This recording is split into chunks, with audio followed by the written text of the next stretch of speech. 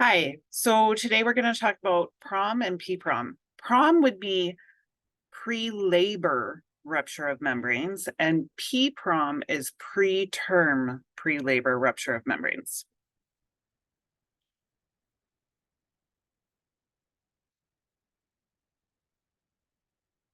So if we look at how much amniotic fluid there is by gestation, we can see that it kind of peaks around that 36-week mark.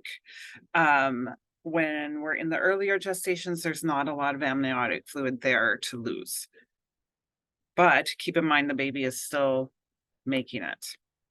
So what is the function of amniotic fluid? It's the medium in which the fetus can move, grow, and develop symmetrically without pressure on the delicate tissues. It provides unrestricted blood flow through the umbilical cord and helps to maintain an even environmental temperature for the fetus. So PROM, pre-labor rupture of membranes, occurs in 8% of all pregnancies. The frequency increases with how many babies there are. So with a singleton, it's 13%. For twins, 16%, and for triplets, 20%. There is a latency period normally. So that's the period between rupture of membranes and the onset of labor. The later in gestational age, oligohydramnios and multiple gestation are associated with a shortened latency period. So what's the etiology of term PROMs? It's a normal physiological process of progressive membrane weakening combined with shearing forces created by uterine contraction. So it can happen that we rupture at term, and that's not as much of a concern. Time to delivery at term, over 50% of expectantly managed patients with term PROM will be in active labor within 1 day. So normally within 24 hours, they've kicked into labor. 95% will be in active labor within 3 days. What are the complications of a term PROM? So there's always risk of fetal and neonatal infection, maternal infection. This is where we see a lot of our endometritis that comes back, chorios and bacteremia. And then, of course, umbilical cord compression and prolapse cord. So with PPROM, preterm pre-labor rupture of membranes, this is when the water breaks before 37 weeks of completed gestation, with or without the onset of spontaneous labor. Only about 50% of these women establish labor within 24 hours, and 70 to 80% delivering within 1 week of membrane rupture. So the incidence of PPROM happens in about 2 to 3.5% of all pregnancies, but it is responsible for 30 to 40% of all preterm births. The pathophysiology behind it results from an array of pathological mechanisms that act individually or in concert. So the evidence pointing to a biochemical process, disorders in the extracellular matrix of amnion and chorion, oxidative stress, such as those caused by an intrauterine infection. What are our risk factors? Disorders of the cervix, such as cervical insufficiency or an operative procedure on the cervix prior. PPROM in a previous pregnancy puts you at a higher risk this time. Prior preterm labor and delivery, chronic placental abruption, vaginal bleeding in pregnancy, and polyhydramnios. Some more risk factors are if it's a multiple pregnancy, such as twins or triplets or more. Short interpregnancy interval of less than 6 months, cigarette smoking, sexually transmitted infections, low socioeconomic status, amniocentesis, periodontal disease, gestational diabetes, and cannabis use. Bacterial vaginosis as a risk factor for PPROM is a big one. It's a polymicrobial syndrome resulting from decreased lactobacilli and an increase in pathogenic bacteria. It's correlated with adverse pregnancy outcomes, particularly with preterm birth. Current evidence does not support screening and treating all pregnant women with asymptomatic bacterial vaginosis, but there may be benefits to early screening and treatment of asymptomatic pregnant individuals who have had a history of previous preterm delivery. Women who have had a past history of preterm birth and who are symptomatic for BV should be treated with oral flagyl or clindamycin.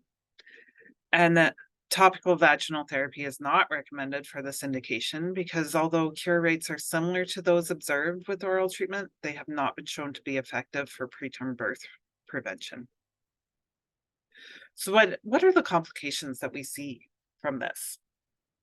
So of course there's fetal neonatal infection and maternal infection.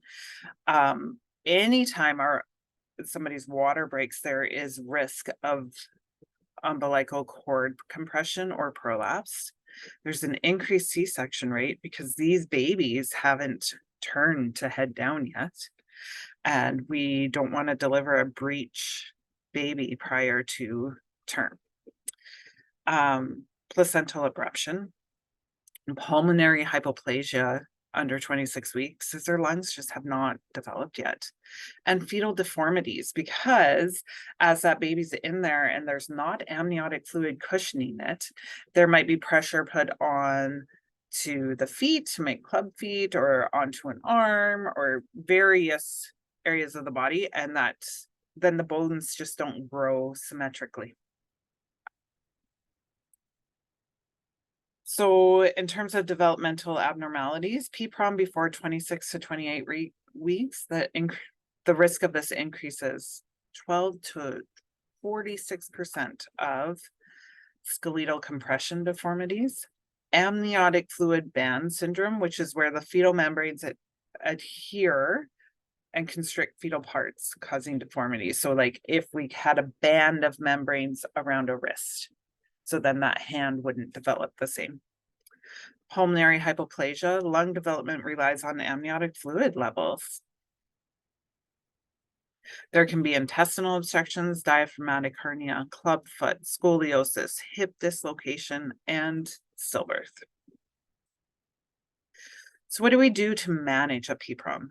We want to minimize digital cervical examination unless she's contracting or there's an abnormal fetal heart rate and we need to look for a cord prolapse. Otherwise, we don't want to stick our hands up there. Assess for infection. We'll get cultures if indicated. And then ultrasound assessment of fetal position, cervical status, and fluid volume. We would give glucocorticoids, which would be betamethasone between 24 and 0 and 33 and 6 weeks gestation. Antepartum antibiotics to prevent infection. Transfer to a tertiary care center. So this is often where we get people from up north that will come to us to hang out. Amniotic fluid may be collected from the vagina to assess fetal lung maturity. The way that we diagnose this is a combination of a convincing patient history. So accuracy of 90% of the diagnosis of PPROM, and it should not be ignored. So sometimes somebody's like has a really super convincing story, but they leaked all of their fluid before they got here. And so then we may go and do a spec exam and we don't see any fluid in the vagina, and they may do test for nitrazine and ferrine and not see anything, but that's because all of the fluid leaked out before they got here and there was nothing left to collect. It doesn't mean they didn't rupture. Those things help us a lot in terms of our diagnosis, but they are not foolproof. Clinical suspicion, physical exam, and some testing. So take a very careful patient history. Determine the presence of fluid leaking, including the amount, timing, odor, persistence, and color. A majority of women with a history of vaginal fluid leakage will have PROM. Determine the presence of any associated condition that requires concurrent management or that may require expedited delivery. So a vaginal exam should never be done if PROM or PPROM is suspected. It decreases the latency period from 14 to 3 days with one vaginal exam. So we really want to save this for only if we think she's in labor. And it increases the risk of infection immensely. So if there's no labor, then no vaginal exam. They can do a sterile speculum exam, which they will do, and they'll try to visualize the cervix to see if they can see if it's open at all or if there's funneling. I guess there wouldn't be funneling because she's already ruptured. And just kind of looking for fluid in the vagina that they can test, but they should not feel her cervix unless there's signs of labor. When we do the speculum exam, we do it with sterile warm water only, not muco, and that's because the muco can affect our test results.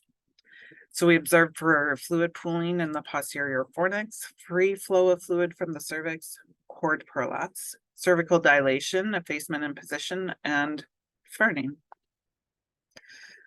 So here's a nice picture of how we do the speculum exam, and they always need to have the light on behind them so that they can see into the vagina.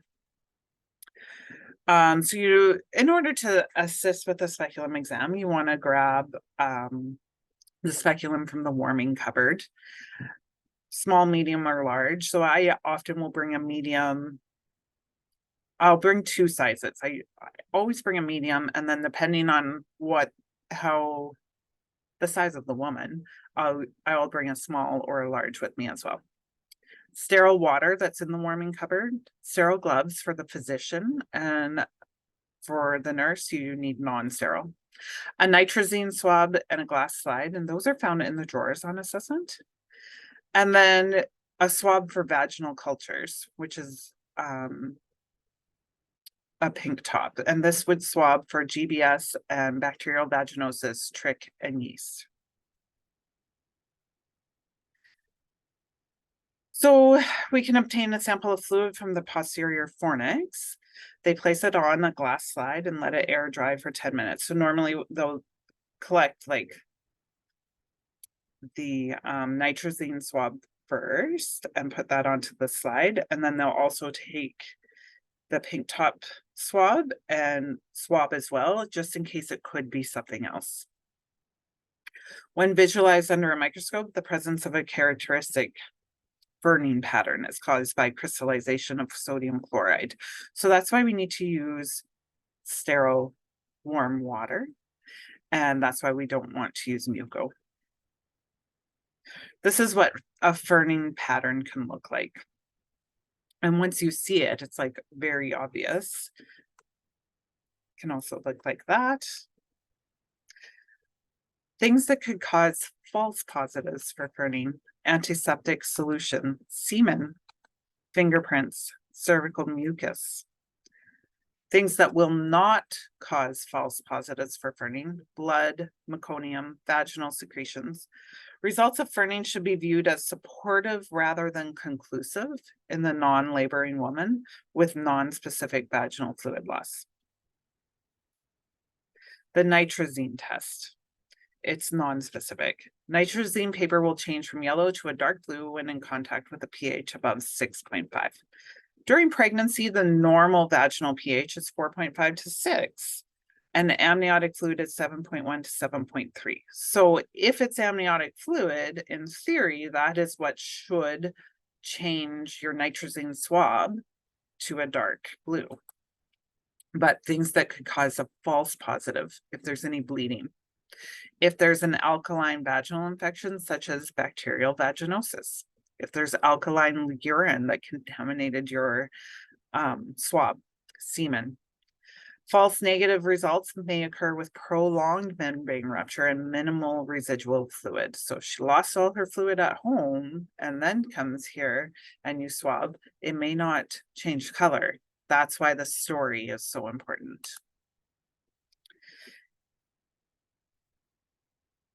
So then we need an ultrasound to assess the amniotic fluid volume index, determine an accurate gestational age if we're unsure at all, and to determine fetal growth. We can do an assessment of fetal well-being, so a biophysical profile, to look for movement, fluid, tone, breathing, and combine that with an NST for a score out of 10. Identify the presenting part. If baby is head down, that's great. If it's quite preterm, it may still be breech, and we don't want to deliver a breech baby vaginally when it is preterm because the head is so much larger than the rest of the body that there's a higher risk of head entrapment. We also want to determine fetal lung maturity by way of the amniocentesis or vaginal culture. So the expectant management of PPROM, report any sign of infection or decreased fetal movement. Surveillance for infection would include maternal pulse and temperature, both of them, every 4 hours minimum. Fetal heart rate, presence of uterine tenderness or irritability, changes in white blood cell counts, and CRP. For 24 hours, and then EFM if she's in labor. If she is a term PROM, then things are a little bit different. So what we want to know now, is she GBS negative or unknown? If she's negative or unknown, as in her swab hasn't come back yet, induction of labor within 12 to 24 hours should be offered. It can be offered immediately if resources allow and the patient desires, but it's always better if somebody can go into labor on their own, and these women usually do. So often we will observe them and then send them home with instructions of when to come back. And super important to give them the pre-labor warm-up for this. And then active management of term PPROM if she's a GBS positive. Now it's different. So now we should start GBS prophylaxis. So we would start our PENG. We would induce as soon as possible. She's a high priority induction now. Current evidence supports induction within 24 hours rather than expectant management. And the goal is to reduce early onset newborn GBS disease. We wouldn't want to use cervidil or a CRB because it's more risk of introducing things like infection into the vagina. So it can inducing a GBS positive earlier may reduce the risk of maternal infection in terms of chorios and endometritis. It does not increase the rate of C-sections or assisted vaginal birth, decreases neonatal infection and NICU admissions. Expectant management increases the likelihood of C-section and prolonged maternal hospitalization when she's GBS positive. So management of the newborn. Asymptomatic healthy term babies born after 24 hours of PROM should be observed for the first 12 hours for signs of infection. The goal is to increase the latency period between, management of PPROM, pre-labor, preterm rupture of membranes. The goal is to increase the latency period between PPROM and birth because we want to get antenatal steroids in and magnesium sulfate if it's needed. Transfer to a center with a NICU. So we're constantly balancing the risks associated with preterm birth with the risk of maternal, fetal, and neonatal infectious morbidity. So if she's not here, an outlying hospital is going to send her here to the tertiary care center. We are going to admit her, put her on antibiotics, make sure she gets her antenatal steroids, and then when labor is imminent and delivery is imminent, we want at least 20 minutes to give magnesium sulfate before the baby is born. So under 34 weeks, it's an immature fetus with no signs of infection, no signs of maternal or fetal compromise. We could do expectant management to prolong the latency period. So we would start an antibiotic regime called Mercer. It reduces the risk of chorio. It prolongs the latency period and reduces markers of neonatal morbidity, such as infection, use of surfactant, oxygen therapy, and abnormal cranial ultrasounds. The Mercer protocol is erythromycin IV for 48 hours, followed by oral for 5 days, and ampicillin IV for 48 hours, followed by oral for 5 days. If they have an allergy, we can substitute azithromycin or clarithromycin instead of erythro in the appropriate doses without affecting latency or any other measured maternal or fetal outcomes. Other therapies. So tocolytics are associated with an increase in chorios and an increase in APGAR scores under 7 at 5 minutes, and an increase in the need for neonatal ventilation. So they're not actually recommended.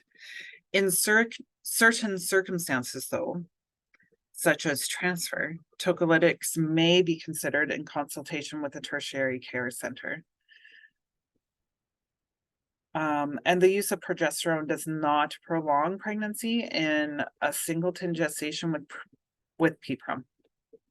So we don't routinely give tocolytics here anymore, but you will see from an outlying hospital, they are giving tocolytics to get the patient here. So they might give Indocid at an outlying hospital. That's what you normally see. And the purpose of that is to allow time for the transfer. So expectant management of PPROM at all gestations. Vital signs is temperature and pulse, Q48H while awake. So you might do your blood pressure just once a 12-hour shift, so twice a day, but you do need to do temperature and pulse. So if your patient's admitted on prenatal, I often would tell them, when you're up during the night, just give me up to go to the bathroom, just give me a ring and I'll come check your vital signs. And the reason we do this is we may see a change in pulse before temperature or temperature before pulse. But if we see a change in either of those, then we should be thinking that an infection might be starting. Fetal heart rate twice a day, twice weekly NSTs if she's over 26 weeks. And then we're going to assess fluid loss every shift. We want to know is the amount, the color, and the odor. If there's a change in odor or a change in color, that it's also cluing us in that to either fetal distress because of meconium or infection. And then assess daily fetal movement with a kick chart. If she's feeling decreased movement, we need to do an NST. We would consider steroids up to 35 and 0. So that would be betamethasone, and it's 12 milligrams IM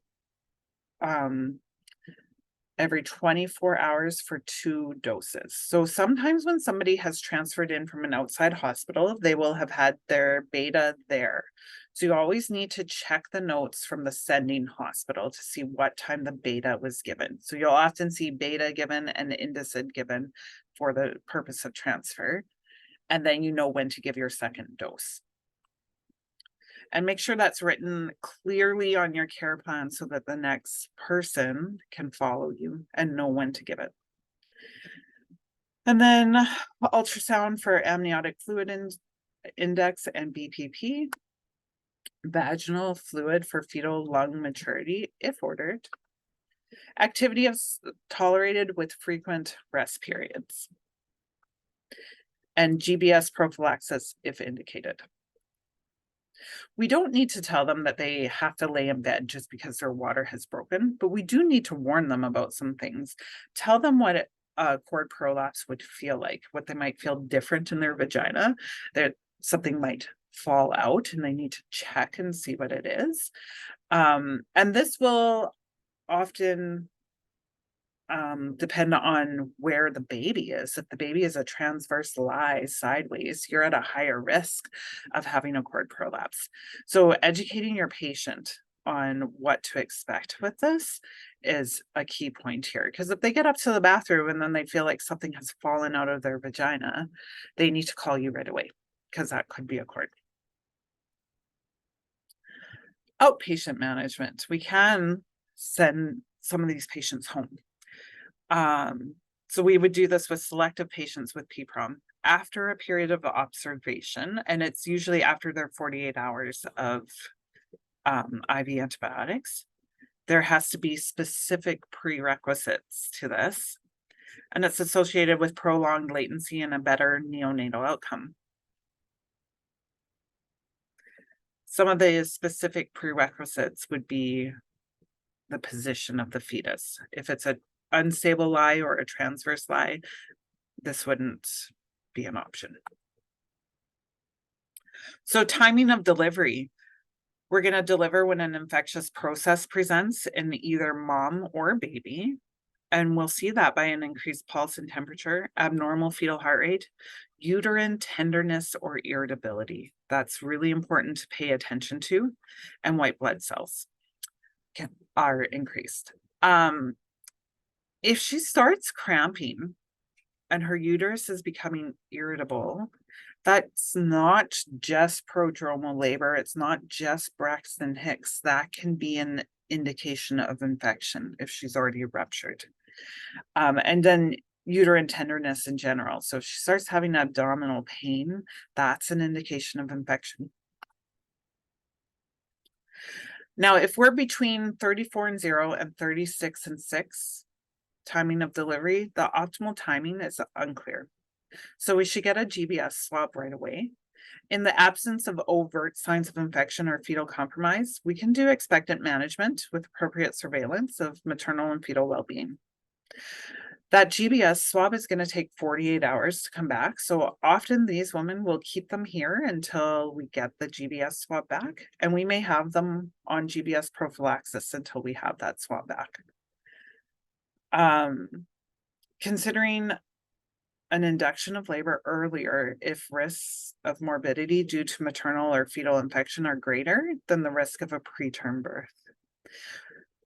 If there's no other concerns, however, we're going to aim for delivery at 37 and 0. So these women, often we keep them for a little bit, we work them up, we may or may not be giving antibiotics. They may be a little bit crampy, and so we start some antibiotics and then all of the crampiness stops. There's no uterine activity, and so maybe we'll stop the GBS prophylaxis while we're waiting on those results. Once we know she's GBS negative and she is not in labor, we may send her home for a little bit with adequate teaching. So we do have a decision tree on this. So if we have a suspected PROM, we want to confirm the diagnosis, avoiding digital exam. So if she is not ruptured, then expectant management. If she is ruptured, then assess maternal and fetal well-being. Is she compromised? Yes, recommend delivery.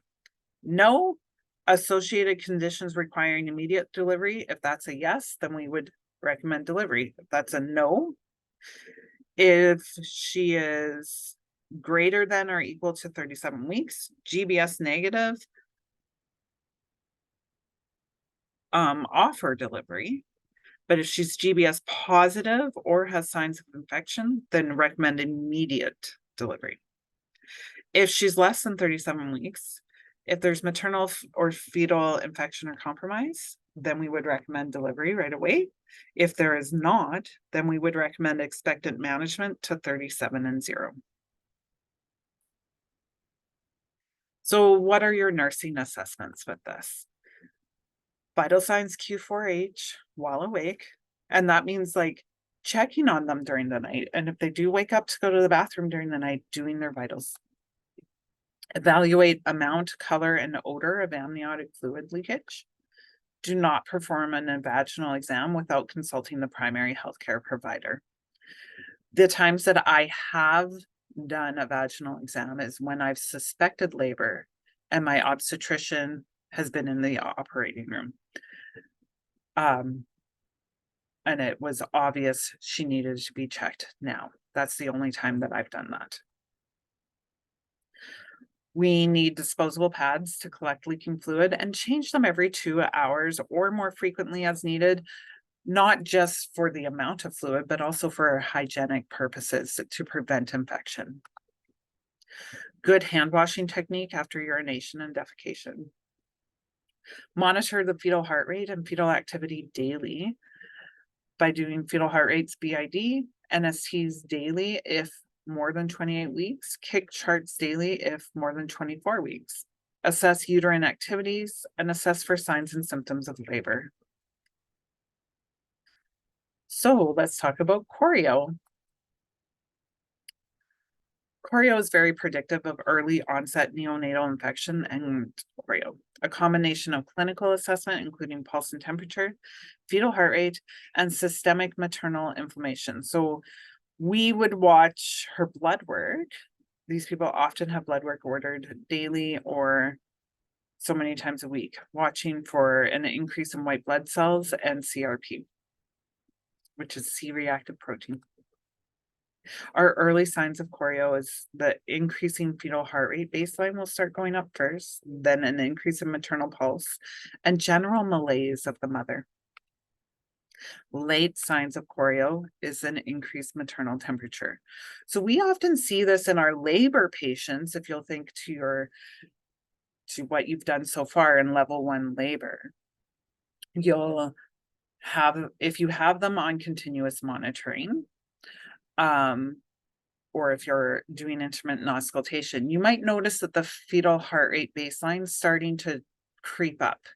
And then you put a sat probe on mom and you notice that her heart rate's also creeping up. You'll see those 2 signs before you see an increase in maternal temperature. And this is why in labor, we do her temperature every 2 hours if she's ruptured. Because you don't want to wait a whole 4 hours to realize that she's brewing a choreo. You want to do something about it earlier than that. So another late sign is a tender abdomen. Increased white blood cells over 18, because keep in mind that our white blood cells when we're pregnant are already a little bit elevated. They will be over 18 if she has an infection. Foul smelling vaginal discharge. It does have a unique smell to it. And increased uterine activity. Often this uterus is very irritable. So you might see maybe she was contracting great, but now she's having a lot of those small contractions on the monitor because the uterus is quite irritable.